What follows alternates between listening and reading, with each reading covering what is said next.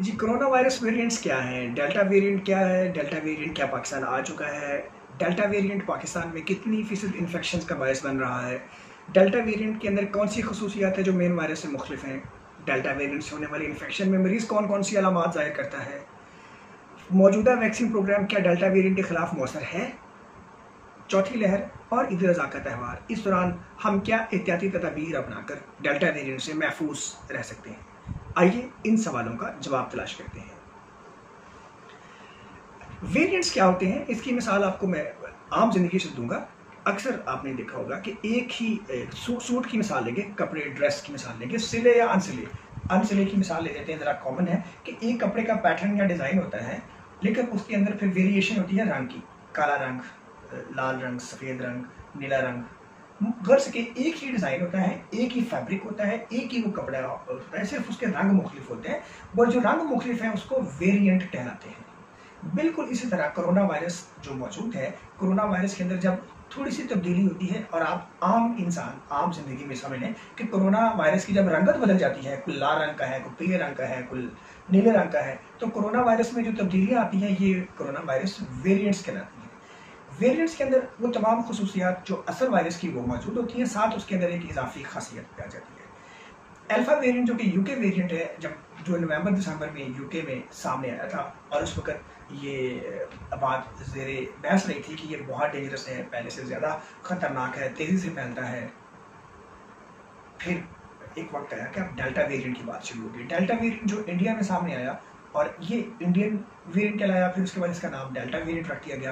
ये delta variant जो है ये अल्फा वेरिएंट से भी बहुत ज़्यादा ख़तरनाक है, बहुत ज़्यादा डेंजरस है, बहुत ज़्यादा सख्त है, बहुत ज़्यादा शदीद अलामतें पैदा करता है। डेल्टा वेरिएंट मेन वायरस की निस्बत दो तरह से मुख्तलिफ है। नंबर वन, ये बड़ी तेज़ी से डबल हो जाता है, यानी कि अगर एक वायरस है तो ये तेज़ी से बहुत अधिक वक्त के अंदर जो है ना, दो वायरस में 4, 8, 16, 32 इसमें कन्वर्ट हो जाता है। दूसरा, फिर इसके अलावा ये एक शख्स से दूसरे शख्स में जाने में यूँ चुटकिया जाता है। आम कोरोना वायरस एक शख्स के दूसरे शख्स में मुंतकिली में टाइम लगता है, लेकिन ये जो डेल्टा वेरिएंट है ये कम अरसे में जल्दी से, आप यूँ समझिए ये ज़्यादा चालाक है, ये जंप करके अगले शख्स तक पहुंच जाता है। तो कोरोना वायरस डेल्टा वेरिएंट जो है ये पहले से ज़्यादा तेज़ी से दूसरों में फैलता है और पहले से ज़्यादा तेज़ी से ये अपनी तादाद बढ़ाता चला जाता है।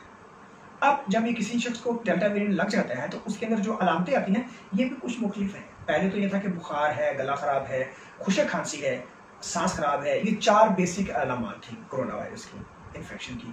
अब इस वेरिएंट के साथ ये देखा गया है कि फ्लू लाइक इलनेस, नज़ला, जुकाम, नाक बहना, गले में रेशा ये बड़ा कॉमन होता है, बुखार साथ कॉमन होता है, सांस की तकलीफ शुरू होती है और अमूमन खांसी बहुत कम देखने को मिलती है। एनी हाउ, अभी भी आजकल के दौर में भी अगर किसी को बुखार है, गला ख़राब है, फ्लू लाइक इलनेस है, तो हमेशा पहले कोरोना को सोचना है, कोरोना को सोचने के बाद फिर आगे चलना है।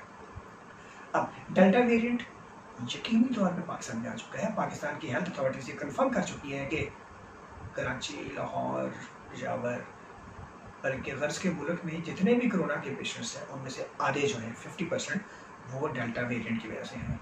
अब डेल्टा वेरिएंट जब मौजूद है पाकिस्तान के अंदर तो इसकी वजह से खुदा न खास्ता चौथी लहर ज़्यादा शदीद हो सकती है, ज़्यादा लोग बीमार हो सकते हैं, ज़्यादा लोग अस्पतालों में दाखिल होंगे, खुदा न खास्ता ज़्यादा कैजुअलिटीज़ होंगी। तो मेरे भाइयों, बहुत ज़रूरी है एहतियात अपनाई जाए और डेल्टा वेरिएंट की मौजूदगी में वायरस इन्फेक्शन से बचने के लिए वो तमाम हिफाजती इक़दाम लाजमी तौर पे किए जाएँ ताकि इसे महफूज रहा जा सके। आप अपने गिरदोनवा पे उन फैमिली से पूछें जो पहले से कोरोना वायरस से मुतासर हो चुके हैं, जिनके प्यारे दुनिया से गुजर गए या जो खुद रिकवर तो कर गए हैं लेकिन अभी उस सदमे से बाहर नहीं आ सके। तो अच्छी खबर ये है कि कोरोना वेरिएंट होने के बावजूद इस वायरस के खिलाफ क़ुव्वत मुदाफ़त वैक्सीन प्रोग्राम इफेक्टिव जा रहे हैं। जो वैक्सीन मॉडर्ना वैक्सीन है, मैसेंजर आरएनए वैक्सीन फाइजर है, या चाइनीज़ वैक्सीन साइनोफार्म, साइनोवैक, या एस्ट्राजेनेका वैक्सीन है, स्पुतनिक वैक्सीन है, ये सारी वैक्सीन से जो जिस्म में एंटीबॉडीज़ बनती हैं वो सारी एंटीबॉडीज़ डेल्टा वेरिएंट के खिलाफ क़ुव्वत मुदाफ़त भी रखती हैं। ये एक हौसला अफजा बात है और पाकिस्तान में गवर्नमेंट ऑफ पाकिस्तान भरपूर जोर लगा रही है, सब लोगों को इंकरेज कर रही है कि अपनी अपनी वैक्सीन जो है ना वो लगवाएं। तो याद रखें, वैक्सीन प्रोग्राम जो चल रहा है ये डेल्टा वेरिएंट के खिलाफ मौसर है। अपनी वैक्सीन मुकम्मल करें ताकि जिस्म में एंटीबॉडीज़ मौजूद हों।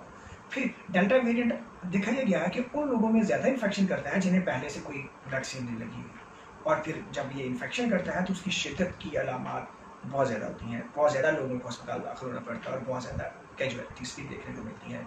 फिर ईद उल अज़हा का त्यौहार भी सामने आ रहा है, एक हफ़्ता तकरीबन रह गया है, तो बहुत ज़रूरी है कि मास्क का इस्तेमाल किया जाए और मास्क लगाते हुए ख्याल रखें कि नाक और चेहरा ढका हुआ है, हाथों को बार बार धोया जाए, साफ रखा जाए, दूसरों से फासले को यकीनी बनाया जाए। ये हिफाजती इक़दाम यूनिवर्सल प्रिकॉशंस में इंतहाई ज़रूरी हैं। इन पे अमल दरामद करके ही हम इंशाल्लाह चौथी लहर के जो मुश्किल टाइम है इसमें से भी गुजर सकते हैं। और आखिरी बात, वैक्सीन वैक्सीन वैक्सीन, सुनी सुनाई बातों में मत जाएं, इधर उधर मत देखें, ना किसी की बात सुने। मुआलिज या डॉक्टर या हेल्थ अथॉरिटीज़ जो सिफारिशात आपके सामने रख रही हैं, उन बातों को तवज्जो से सुने और उसके मुताबिक लाहे अमल अपनाते हुए अपने वैक्सीनेशन प्रोग्राम को मुकम्मल कीजिए। मुझे अगले प्रोग्राम तक के लिए इजाज़त दीजिए। अपना बहुत सारा ख्याल रखिए। फ़ी अमान अल्लाह। खुदा हाफिज़।